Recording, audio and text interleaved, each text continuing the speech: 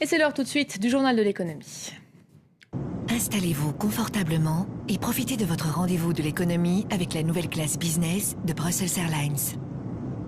Le JT de l'éco présenté par Karina Chabour. Bonjour Karina. Bonjour Elisabeth. Le nouveau chef du gouvernement italien poursuit sa tournée européenne. Après Berlin, Paris et Bruxelles, Enrico Letta était hier à Madrid où il a rencontré son homologue espagnol Mariano Rajoy. Alors une fois de plus, Letta s'est élevé contre le tout austérité. Il a notamment appelé à une action rapide contre le chômage des jeunes. Les précisions de Cécile Galluccio. L'Union européenne ne peut pas être qu'impôt et austérité. En Espagne, le Premier ministre italien, Enrico Letta, a plaidé en faveur de la croissance. Il rejoint donc son homologue espagnol sur le sujet, Mariano Rajoy, et s'oppose aux mesures d'austérité voulues par Berlin. Je suis sûr que l'Allemagne peut comprendre que cet effort est en faveur de l'Europe, et donc aussi en faveur de l'Allemagne. En ce sens, il n'y a pas de confrontation.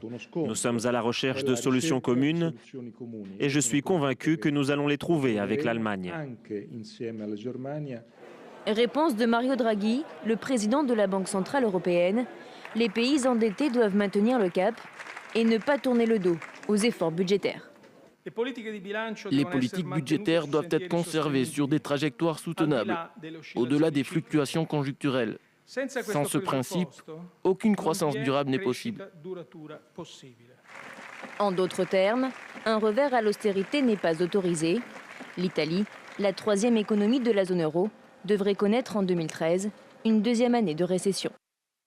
Il y a un autre pays qui continue à souffrir du chômage de masse. Il s'agit du Portugal. Il devrait atteindre 18% cette année de la population active avec une récession de plus de 2%. Et l'annonce de la suppression de 30 000 postes de fonctionnaires ne devrait rien arranger. Des centaines de manifestants se sont massés hier devant le ministère des Finances pour exiger la démission du gouvernement. Et c'est dans ce contexte que les créanciers de la Troïka se rendront aujourd'hui à Lisbonne pour évaluer l'avancée des efforts exigés aux autorités portugaises, des efforts qui sont de moins en moins bien acceptés par la population. Écoutez. Nous devons nous battre contre ces politiques qui sont en train de détruire le pays. Malheureusement, nous sommes gouvernés par une demi-douzaine d'hommes qui ne savent pas ce que ces sacrifices signifient. S'ils le savaient, ils n'auraient probablement pas mis en place cette nouvelle loi. Des sacrifices qui, je le rappelle, sont exigés en l'échange d'un plan d'aide de 78 milliards d'euros. Allez Karina, comme chaque matin, on va jeter un œil au marché. Les marchés asiatiques, ça va plutôt bien ce matin. Oui, tendance globalement positive à l'exception de la place de Séoul et de celle de Shanghai qui est passée très légèrement dans le rouge. Ailleurs, et notamment à Tokyo, c'est un vert très fort qui domine en réaction aux bonnes nouvelles de la semaine dernière. Baisse du chômage aux États-Unis et baisse des taux de la BCE.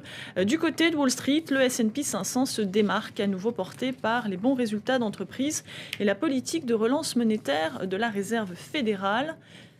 Ça nous conduit à l'actualité des entreprises. En bref et en images, il y a justement une entreprise en particulier qui a permis de doper Wall Street. Il s'agit de l'assureur obligataire MBIA. Son action a bondi de 45% à la suite de son accord à l'amiable avec Bank of America. La banque doit lui verser 1,7 milliard de dollars d'indemnité pour mettre fin à un litige datant de la crise des subprimes. L'assureur avait garanti des titres de dette immobilière émis par Bank of America. Les titres se sont révélés toxiques et MBIA s'était estimé lésé. Cet accord profite aussi à Bank of America. Son action a pris 5%.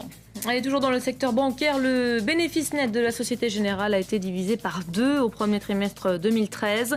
La deuxième banque française se dit pénalisée par des taux bas et la crise européenne. Forte de ces mauvais résultats, elle a dévoilé un nouveau plan d'économie. Objectif, dégager 900 millions d'euros supplémentaires d'ici à 2015. Et pendant ce temps, sa rivale Crédit Agricole sort du rouge au premier trimestre et affiche des résultats en hausse de 50%. Elle profite des effets de sa restructuration et de la vente de sa filiale grecque Emporiki. La banque entend économiser 650 millions d'euros au cours des 3 prochaines années.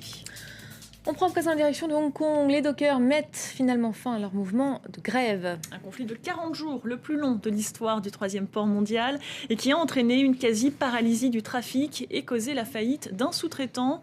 Les précisions d'Axel May. La presse hongkongaise avait vu juste en annonçant fin avril que la grève se terminerait avant le 10 mai. Les dockers ont obtenu en partie gain de cause ce lundi. Nous avons obtenu 9,8% d'augmentation de salaire à tous les niveaux, pour tous les travailleurs employés par des sous-traitants à l'intérieur du terminal. Donc ce n'est pas juste pour les grévistes, mais pour tous les travailleurs qui vont toucher une augmentation de 9,8%. Initialement, les dockers demandaient 23% d'augmentation. Les tentes installées en pleine ville, devant un gratte-ciel du richissime homme d'affaires Li Ka-shing, propriétaire du port, ne vont pas être retirées dans l'immédiat. Une centaine de grutiers ont perdu leur travail durant le conflit, leur société ayant fait faillite. Avec une durée de 40 jours, ce conflit est le plus long de l'histoire du 3e port à conteneurs du monde.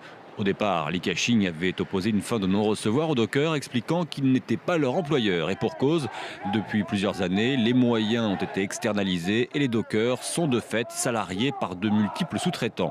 Soutenus par la population, les grévistes ont donc fini par gagner en partie leur combat. Le trafic, lui, a été ralenti pendant ce conflit et pourrait coûter au total 20 millions d'euros au port.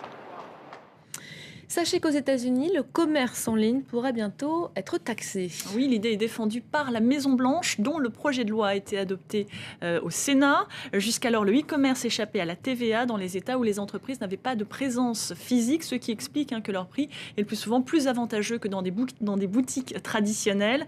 Avec cette loi, la TVA sera appliquée dans l'État où se trouve le client, à l'exception des petits sites réalisant moins d'1 million de dollars de chiffre d'affaires. Alors qu'en disent les géants comme Amazon ou encore eBay? En fait, pas grand-chose, puisque eux disposent de nombreux dépôts dans de nombreux États et payent déjà des taxes. Donc, cette nouvelle loi ne va pas changer grand-chose pour eux. Ils y sont d'ailleurs favorables. En revanche, reste une inconnue, c'est que cette loi doit maintenant passer à la ce projet de loi doit maintenant passer à la Chambre des représentants, dominé par les républicains qui, vous le savez, ne sont pas enclins à augmenter les taxes. Allez, pour finir, ce nouveau record pour Apple, son Apple Store est sur le point de franchir les 50 milliards de téléchargements. Oui, succès des iPads et des iPhones oblige. Le nombre de téléchargements a doublé en un petit peu plus d'1 an. Et pour fêter ce nouveau seuil, Apple jouera au Père Noël. L'heureuse personne qui téléchargera la 50 milliardième application recevra un bon d'achat de $10 000 à dépenser sur la plateforme. Alors Apple en a profité pour faire un listing de ses meilleures applications payantes. Et vous le voyez, ce sont les jeux qui dominent. $10 000 à dépenser en jeu, ça fait quand même un peu beaucoup. Et le célèbre Angry Birds. Merci beaucoup, Karina. C'était le journal de l'économie. Pour vous, nous réinventons le voyage. Découvrez dès maintenant une expérience de vol inoubliable avec Brussels Airlines. Et la fin du JT de l'écho, la fin également de cette demi-heure d'infos. Vous retrouvez dans quelques instants Hélène Rouet pour un tout nouveau journal. À tout de suite.